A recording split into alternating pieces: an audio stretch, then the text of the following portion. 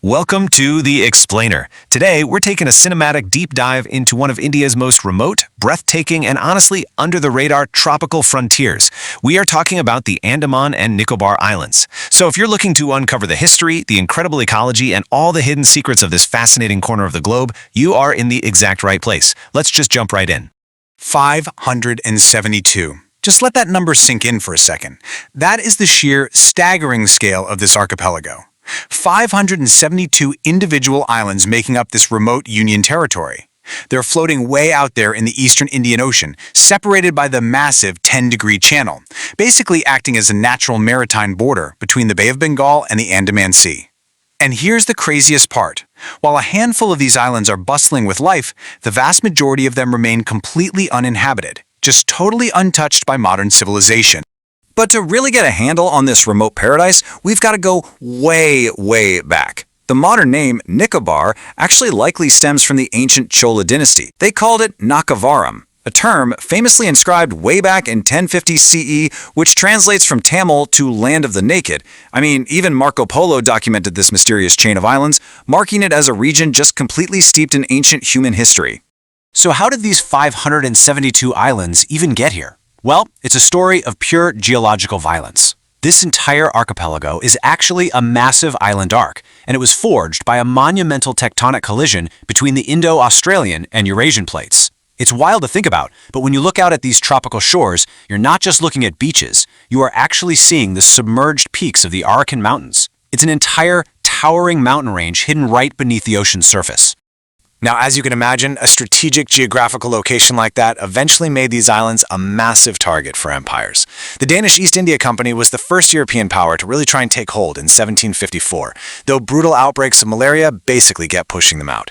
Then jump to 1868, the British straight up purchased the rights to the territory. Fast forward to the Second World War, and the islands saw some incredibly fierce conflict, falling under Japanese occupation in 1942 before the British eventually took them back. Finally, in 1950, the islands were officially woven into the fabric of a newly independent India. But look, human empires are not the only forces that have redrawn this map. We have to talk about December 26, 2004. That day, a devastating tsunami, triggered by a massive Indian Ocean earthquake, struck the coast. It's a really sobering chapter in their history.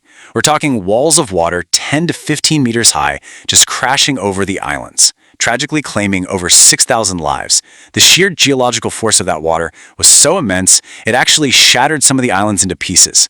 It literally shifted the landmass by up to 30 meters and sank India's southernmost tip by over 4 meters. Just unbelievable power. Yet, despite that heavy, tumultuous history, and despite facing the absolute worst of nature's wrath, the resilience of this archipelago is nothing short of astounding. Because today, it is healed. It offers what travelers often describe as a magical taste of turquoise water, colorful marine life, untouched beauty, and mysterious jungles. The environment here has just bounced back so beautifully, transforming it right back into one of the world's most awe-inspiring destinations. Okay, practically speaking, if you're actually looking to step into this tropical paradise yourself, timing is absolutely everything. You want to aim for the window between October and May. By going then, you completely bypass the heavy monsoons, and the climate settles into this really pleasant, comfortable 23 to 35 degrees Celsius. Oh, and if you want the peak cultural experience, go in January. That's when the annual Island Tourism Festival kicks off. It's a massive 10-day carnival packed with tribal dances, ancient art forms, and just real local magic. But beyond the festivals, the true magic is baked right into the ecosystem itself.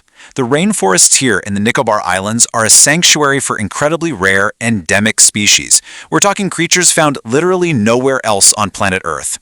UNESCO actually recognized this immense ecological value back in 2013, adding Great Nicobar Island to its world network of biosphere reserves.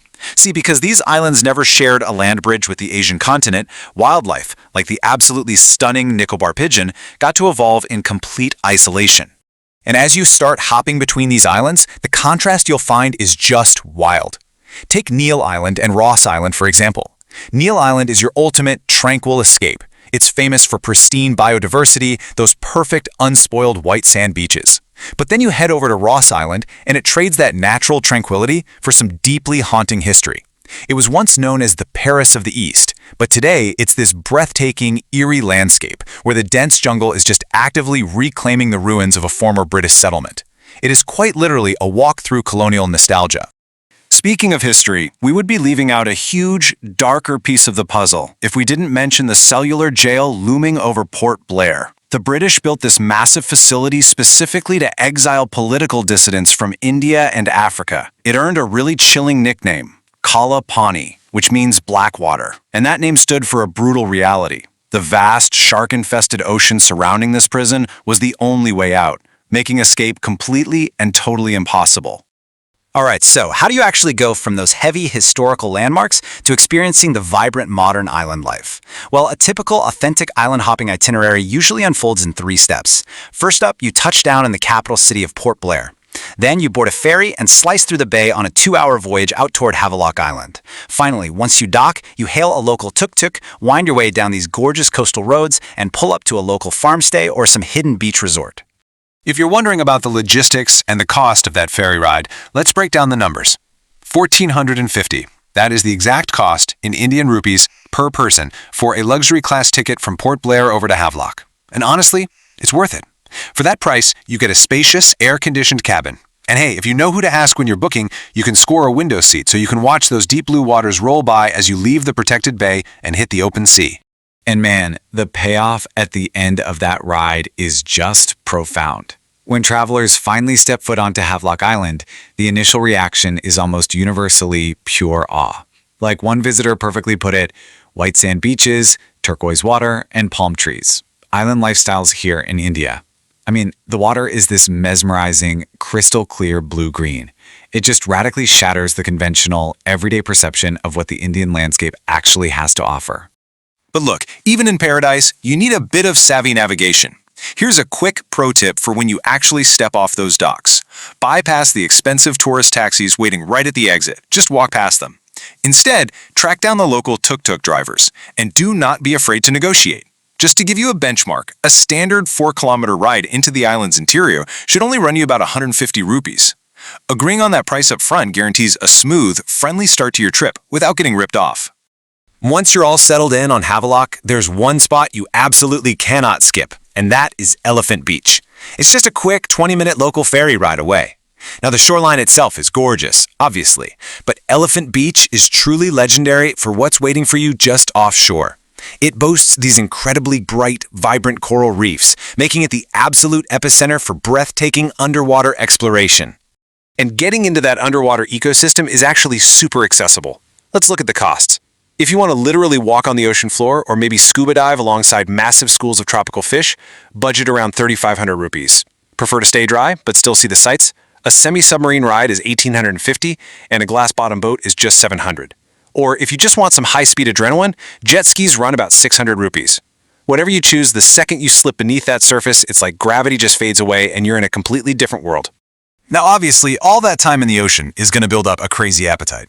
And because these islands are so incredibly isolated, the staple diet here relies almost entirely on the surrounding waters. It is an absolute haven for seafood lovers. You can expect meals loaded with rich local spices, rice, and daily fresh catches of cuttlefish, crabs, and prawns. But the undisputed king around here? That's the local red snapper.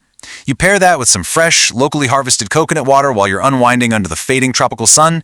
I mean, you can't beat it. So what does a full day here actually cost? Well, the beauty of this place is that it scales perfectly to how you want to travel. If you're backpacking on a tight budget and crashing in eco-huts, you can easily and comfortably get by on roughly 2,000 rupees a day. For mid-range travelers wanting nice rooms and taking public transport, you're looking at maybe 3,500 to 6,000. And if you want the whole shebang, 5-star luxury resorts, private vehicles, fine dining, budget for 7,000 rupees and up per day. Which brings up the next big question. How much time do you actually need to carve out for this trip? Well, if you are really tight on time, a 5 to 6 day sprint is the absolute bare minimum to see Port Blair's history and catch a quick glimpse of Havelock. But if you want to really surrender to island time and explore multiple shores without rushing, 9 to 10 days is the sweet spot. And if your ultimate goal is to totally conquer those turquoise waters and get a full scuba certification, you'll want to block off a solid 2 to 3 weeks. So, the very last piece of the puzzle. How do you actually get to this remote territory from mainland India in the first place? Well, the fastest, most efficient route is to just fly directly into Port Blair's Veer Savarkar International Airport from major hubs like Kolkata or Chennai. But if you're a true romantic for old-world travel, you actually still have the option to board a passenger ship leaving from the mainland. Just be prepared to settle in with a good book, because that epic sea journey takes anywhere from 50 to 60 hours.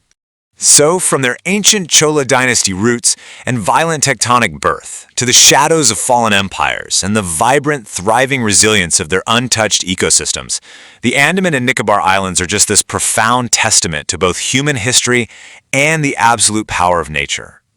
The only question left to answer is this. With 572 islands of uncharted paradise waiting for you out there in the deep blue, which one are you going to explore first?